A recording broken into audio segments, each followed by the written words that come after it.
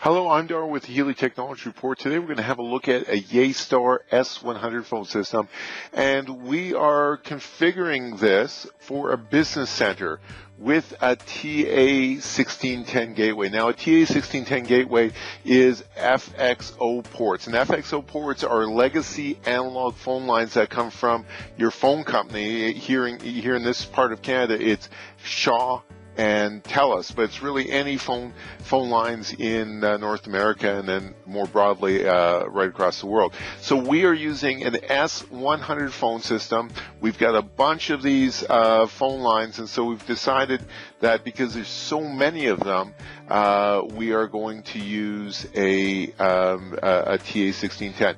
Now, you can put FXO line cards in your S100, and with the S100, there is a daughter board that you put in, and then there's individual line modules on there. So each one of the daughter cards takes 4 modules. Each module allows for 2 FXO ports, and so that means 8 per module and 16 for the entire S100. But we needed more. We were planning for 32, and so what we decided to do is we were going to use the TA1610 gateway. Okay, so let's jump in and see how this is configured. Please subscribe to our YouTube channel, youtube.com/HeliaCanada for more great videos, and check out our online store, buyphonesonline.ca. We've got all the products in here, and you have to create an account. We've got MSR pricing across the board unless you have an account and sign in. So please create an account to check that out. All right, without further ado, let's see how this is done. Okay, so here we have the Neo Gate, and this is the FXO gateway. It's a 16-port FXO gateway, and so you can see the 16 analog ports here. They're all up, and then some of them actually have FXO ports connected to them. Other ones do not, and so you can tell that here.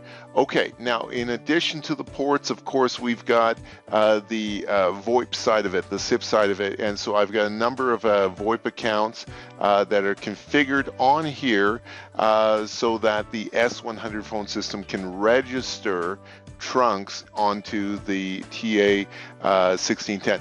Now, what is really important with our implementation here is we've got another number of tenants that have their own FXO ports from the telephone company here in Canada. Those are TELUS or Shaw. And so when a call leaves their extension in their office, it needs to be routed to the appropriate FXO port for the right TELUS account so that their caller ID information show up, and then any calls that show up on that in the call history, it might be long distance with charges bound to them. So obviously we need to make sure that they go to the right place. And then the same in the other direction as well. When somebody calls an FXO port, we need to make sure that it is going to the right extension, is routed properly on the S100. So we've got a number of FXO or VoIP accounts set up here to handle that. So let's go over to our gateway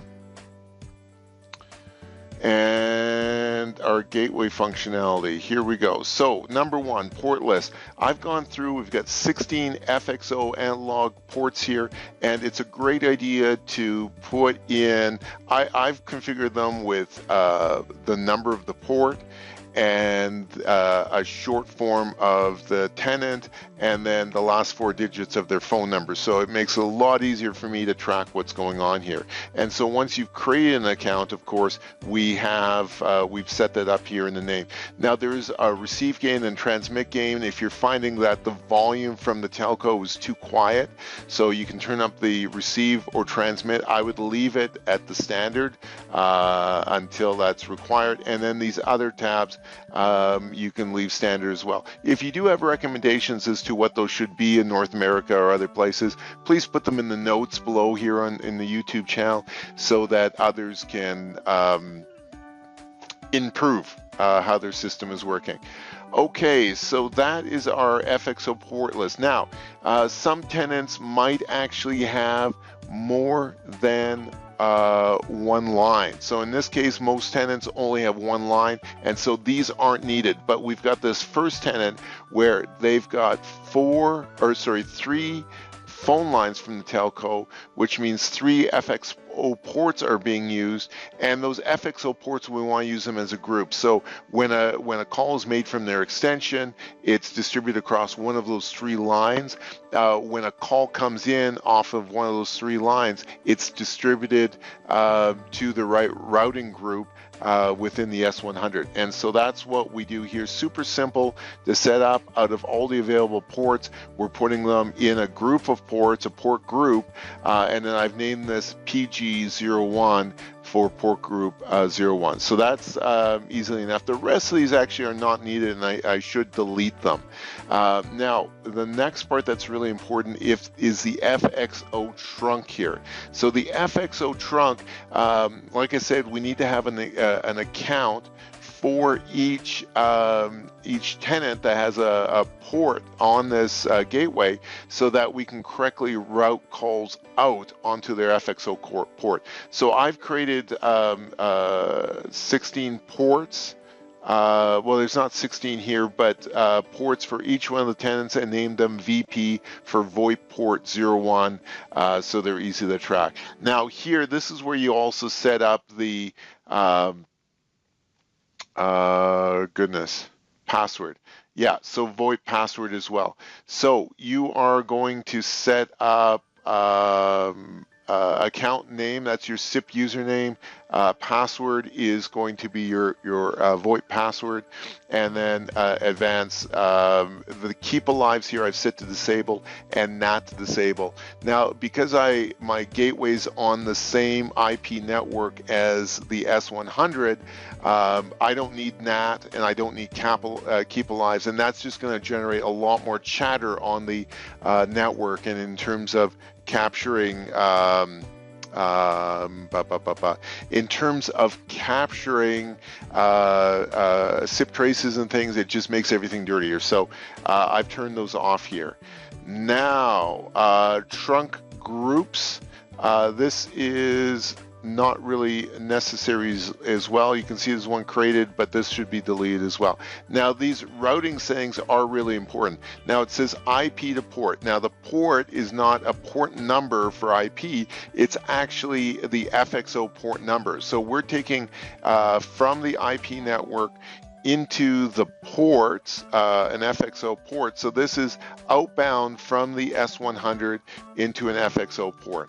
And so what we have here is routes for each and every one. We're going to have a look at the first one here, and what it says is from anything on the SIP account that we've created for this this tenant, it's going to be sent out across the group of ports. So in our case, FXO1, FXO2, FXO3, to send the calls out on the public telephone network. Now, if you've only got a single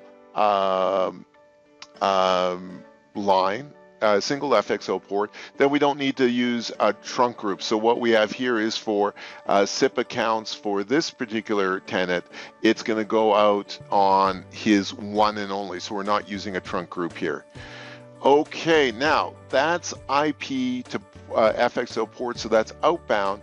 Now the next one here is FXO port to IP. So these are inbound calls from the public telephone network. And so if we click on that, we have a bunch of these set up here. And let's have a look at our first one here. So our call source would be the group of FXO ports, and any calls there are going to be going on to this SIP trunk that we've set up for this tenant. Now, really important here is this hotline number. So this hotline number is how we route calls within the S100. So you want to have the trunk number, the FXO, the PSTN phone number that these are coming in on.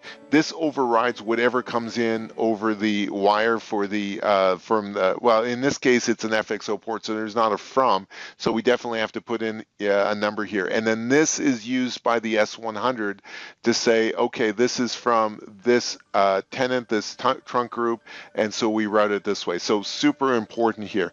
Now, what you'll notice, I'm going to cancel this and I'm going to go back to outbound calls.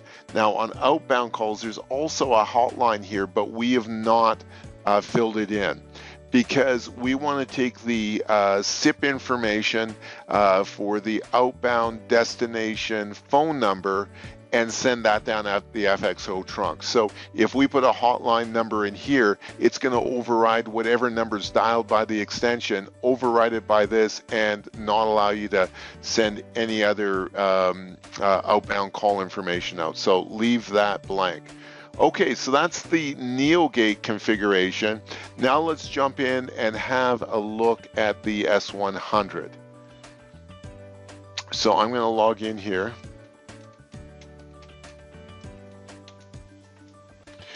And first of all, we're going to have a look at the FXO.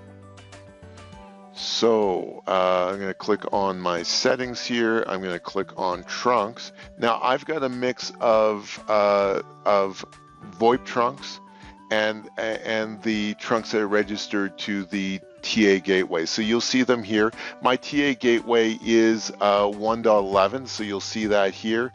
And then the username is the username that we have placed in the TA gateway. And then of course, this is like any other usual trunk.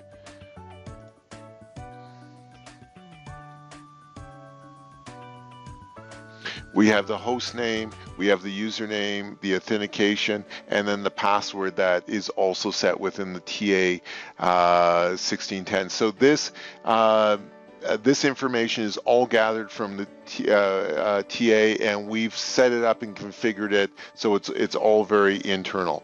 Okay, so we're going to cancel this, and then we're going to have a look at call controls, and this is inbound and outbound routes, super important here.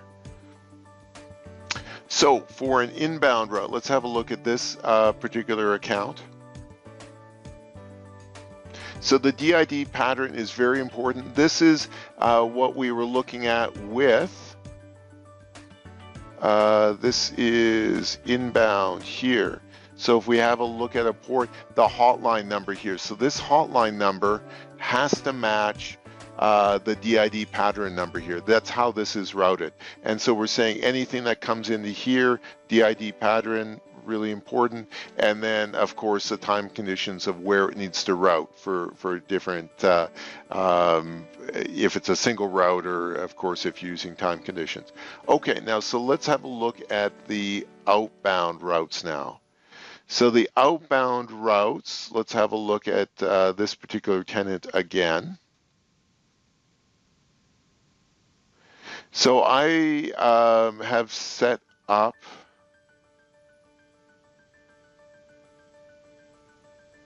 this is incorrect. I shouldn't be prepending a 1 in front of this one. So I'm going to have to test this again because it has been working, but this looks incorrect. So I've got some dial patterns here. What is important is when these numbers match from for the extensions that have access to this outbound route, it's going to route onto the doctor SIP trunk that we have set up. And then of course it's included the extensions that do have access to this. That's about it. If you have any questions, notes below, or if you're looking for support, give us a call and we can remotely connect in and help you set up your business center. I'm Dar with the Helia Technology Report. Thanks for watching.